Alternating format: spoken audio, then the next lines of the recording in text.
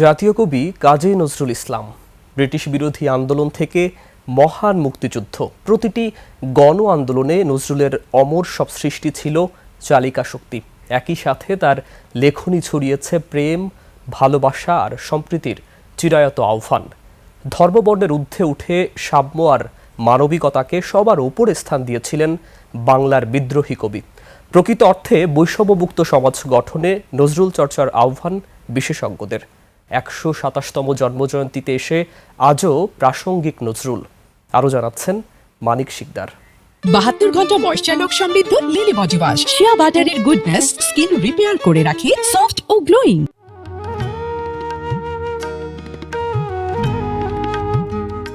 গাহি সাম্যের গান, যেখানে আসিয়া এক হয়ে গেছে সব বাধা ব্যবধান।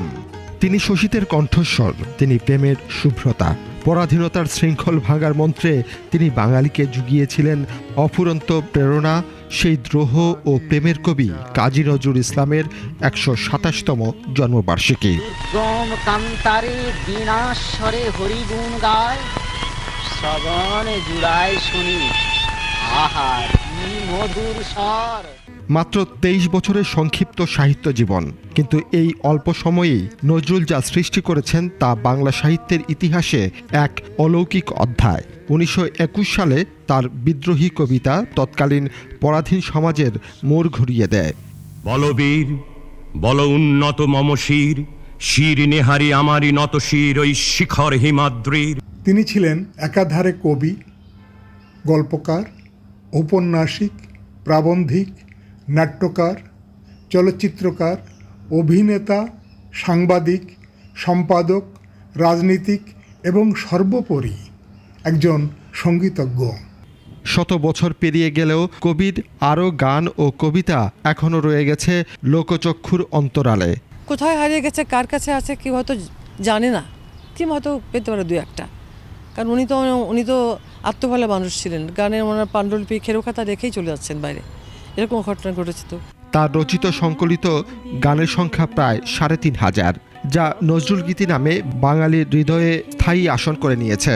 যেখানে একই সাথে রয়েছে শাশ্বত প্রেমের গান, নিখাত বিরহ, ইসলামী গজল ও শ্যামা সঙ্গীতের অভূতপূর্ব অসাম্প্রদায়িক মেলবন্ধন। এত ক্লাসিফিকেশন তার কাজের, এটা কি কখনো বর্ণনা করা যায়? একটা মধ্যে তো গানের বিষয় বলি, তাহলে দেখবি একটা গানের মধ্যে তার কতগুলো ক্লাস, আমরা গুণে ৩৫-৪০ রকমের গানই পেয়েছি। হ্যাঁ, একটা পল্লী অঙ্গের গান, পল্লী ঢঙের গান, তার মধ্যে কত ঢঙের। চিরদিন কাহারো সমান নাহি যায়, আজকে যে রাজা ধীরাজ কাল সে ভিক্ষা চায়, সমান নাহি যায়। এই যে কথাটুকুর মর্মটা আমি কী করে বোঝাবো? ছড়িয়ে দেওয়া সম্ভব না যদি কেউ সেটা গ্রহণ না করে মনে প্রাণে। কবির জন্ম, মৃত্যু আর সৃষ্টির এই খতিয়ান কেবল ইতিহাসের পাতায় বন্দি রাখার বিষয় নয়, এটি একটি জাতির আত্মপরিচয়ের দলিল।